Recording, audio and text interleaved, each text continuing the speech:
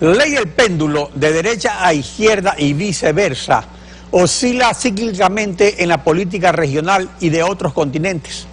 En América del Sur, al auge derechista y neoliberal de los años 90 y comienzos del siglo, siguió un predominio de regímenes de izquierda que han entrado en crisis. Guillaume Blanc, presidente de la Comisión de Relaciones Internacionales de Alianza País. Buenos días, bienvenido a Contacto Directo. Buenos días, muchas gracias por la invitación. La crisis económica internacional ha coincidido en América Latina con un periodo de desgaste político que ha sido siempre inexorable. Y a pesar del cambio drástico en el entorno económico, aparentemente la consigna es reforzar el modelo que se ha venido aplicando. Pero no se puede vivir de echarle la culpa a otros. ¿Es viable económica y políticamente seguir a rajatabla con un modelo que se está quedando sin oxígeno? Bueno, en primer lugar usted mencionó la ley del péndulo. Yo creo mucho en la ley del péndulo siempre y cuando sea un péndulo democrático, ¿no? Esto es muy importante, que todos estemos circunviéndonos a reglas de juego que son democráticas. Por supuesto, urnas, este proceso ha sido altamente democrático, hemos tenido 10 procesos electorales en 8 años y nosotros siempre hemos pensado esta revolución en democracia y esta democracia en revolución, es decir, esto es fundamental. Otra cosa es cuando hay actores políticos de cualquier tendencia ideológica que no se rigen a las reglas del juego institucionales, democráticas, constitucionales, etcétera, etcétera. Eso es muy importante, porque nosotros no estamos para nada en contra de la ley del péndulo, ¿no? Sino dentro de un marco absolutamente democrático. Y en cuanto al modelo económico, yo creo que el modelo económico nos ha servido muy bien. Siempre supimos que este año iba a ser un año un poco difícil. Ahora vemos que hay dos variables principales que complejizan el panorama. No creo que lo vuelven un panorama dramático, contrariamente a algunos analistas, pero sí lo complejizan ciertamente. Por un lado, la caída de los precios de los commodities y del petróleo en especial. Siempre hemos hablado de salir de ser una economía primario exportadora, es por eso mismo, ¿no? Diversificar nuestra economía, cambiar nuestra matriz productiva para no ser tan dependiente de los productos primarios. Entonces, eso nos ratifica en que hay que hacerlo. No es fácil hacerlo en 8 años. Los países que lo hicieron en la mayor velocidad posible, como los países asiáticos, lo hicieron más o menos en 30, pero hay que seguir en ese rumbo. Y por otro lado, otra variable importante es la apreciación del dólar. Hemos tenido suerte en la primera fase de la dolarización, el dólar se fue devaluando paulatinamente. Ahora enfrentamos otro escenario frente al cual tenemos que ser bastante creativos. Entonces yo no sería dramático, creo que hay que ser responsable, prudente en algunos aspectos económicos, por supuesto, pero seguir tratando de transformar nuestra matriz productiva para no ser víctimas de estos ciclos del mercado internacional, sobre todo en cuanto al precio de los commodities y del petróleo. La sapiencia de la civilización china llevó al Partido Comunista a abrazar la política de mercado para no solo sobrevivir, sino convertirse en una gran potencia. El comandante Fidel Castro, cuando Cuba quedó sin el oxígeno de la Unión Soviética, recibió respiración de boca a boca de los petrodólares de Hugo Chávez y ahora, ante la bancarrota de Maduro, ha dolarizado Cuba y hecho las paces con Estados Unidos. Hugo Chávez se convirtió en la bestia negra del imperio americano, pero PDVSA todo su petróleo lo vende a Estados Unidos a través de Citgo, una empresa americana adquirida por PDVSA en la época de Carlos Andrés Pérez. En la actual coyuntura económica, el gobierno de Ecuador, ¿por qué en vez de maldecir el superdólar que está quebrando los países que tienen moneda propia, no modifica el modelo económico de preponderancia estatal que se ha quedado sin sustento? O sea, no se necesita un cambio de timón sin que esto termine afectando finalmente al modelo, que es lo que tanto preocupa. Bueno, hay algunos juicios de valor en su pregunta con los que no necesariamente yo estaría de acuerdo, pero entiendo la pregunta básicamente sobre el rol del mercado, que nosotros no hemos negado en ningún momento. Eso es una economía de las más abiertas, además a nivel mundial. Todos los indicadores, los diferentes rankings la ubican como una economía abierta. Siempre hemos hablado de un mercado como gran siervo, no necesariamente como gran amo. Hay que tener cuidado de que la sociedad no sea regida 100% por el Estado, porque si no nos volvemos consumidores y no ciudadanos con derechos. En cuanto a la preponderancia del Estado, eso me parece que no es así. Si uno hace un ejercicio, o sea, habría que comparar con qué, con quién. O sea, si uno hace un análisis comparativo, esto es un poco un mito neoliberal. Más bien, los estados de América Latina en general son estados que tienen bajo nivel de injerencia del Estado en la vida, en el desarrollo económico, y eso no excluye a Ecuador. Si uno compara, por ejemplo, hay muchos indicadores, por ejemplo, la tasa impositiva del Ecuador, que es alrededor del 19% del PIB, el peso de los impuestos en la economía, 19% del PIB en Ecuador, frente al promedio de la Unión Europea, que es 38%. El doble. Y sin embargo, la Unión Europea, bueno, yo creo que nadie se atrevería a decir que es un paradigma del socialismo, son países muy capitalistas. Pero es una economía desarrollada. Por supuesto, pero por eso, ¿cómo ha llegado ese desarrollo? Con un cierto peso del Estado, con cierta regulación. Y creo que hay muchos mitos, ¿no? Los Estados-naciones modernos se construyeron a través incluso de cierto proteccionismo. Luego, cuando adquirieron una situación de ventaja, eso es válido para Estados Unidos, válido para Inglaterra, para Alemania, para Francia, para China, para muchos de los países desarrollados, ya pelearon consiguiendo dominio de mercado, lo que se llama dominio de mercado, pelearon por que el mundo se abra ante su gran competitividad, pero ningún país en la historia de la humanidad ha llegado a través de ausencia del Estado o lo que es el creo neoliberal puro hoy en día. Entonces yo creo que habría que hacer un equilibrio de frente a qué, frente a quién, en muchos aspectos, incluso el peso de los funcionarios públicos, el peso de la burocracia, ya lo dije, el peso de los impuestos, frente a la Unión Europea, que son países muy capitalistas, seguimos siendo países con un Estado bastante pequeño. Refiriéndonos al péndulo democrático al que usted señalaba, que es de mantener el ejercicio de la democracia.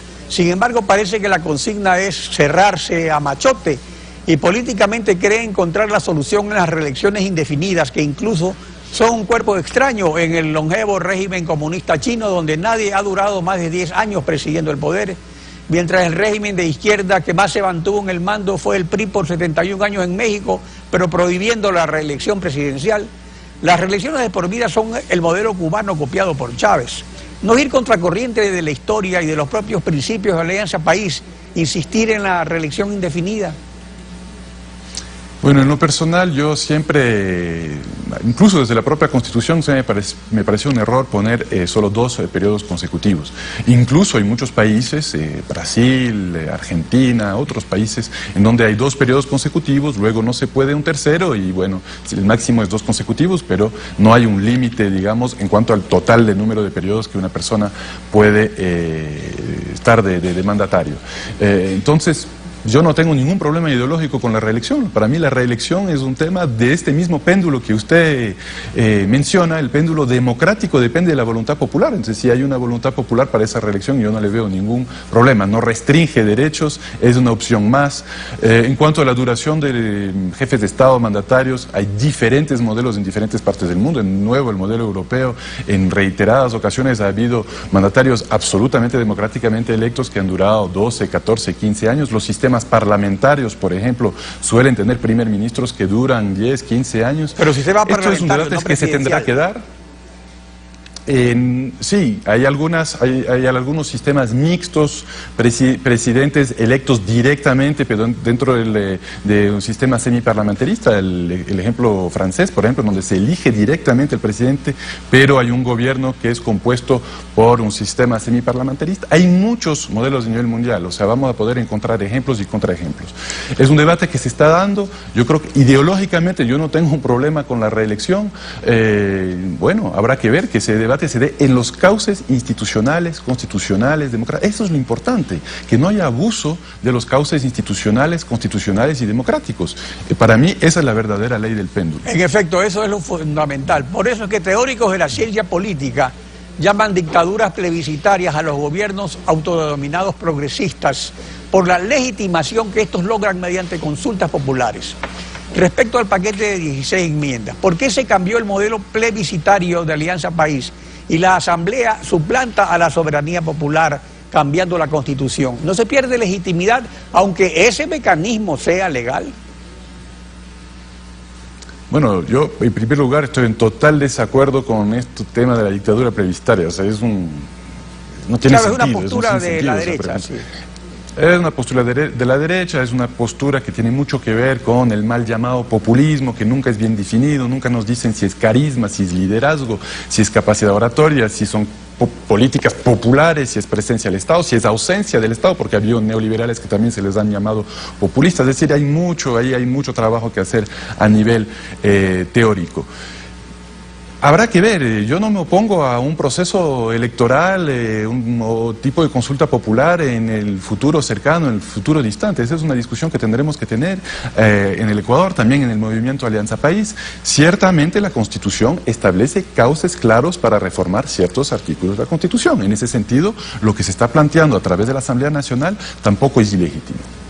En el contexto regional, una de las cruzadas del comandante Chávez, desaparecido líder del socialismo del siglo XXI, fue desacreditar mecanismos de integración regional como la Comunidad Andina y el Sistema Interamericano de Derechos Humanos, que para el Ecuador sí han funcionado, y promover y ha promovido pues nuevos entes como UNASUR, el Banco del Sur, el ALBA y la CELAC, que no alcanzan credibilidad para resolver casos concretos, como por ejemplo el de Venezuela.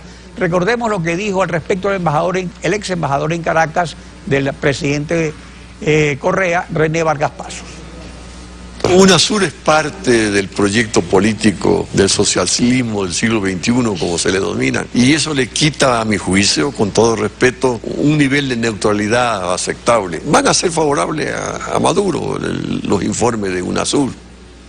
El general Vargas, fundador del movimiento bolivariano y amigo de Chávez, es el que dijo esto. En la actual coyuntura económica, ¿no es hora de adoptar posiciones pragmáticas como negociar, por ejemplo, un acuerdo comercial con Estados Unidos, al igual que tienen los gobiernos socialistas de Chile y Uruguay?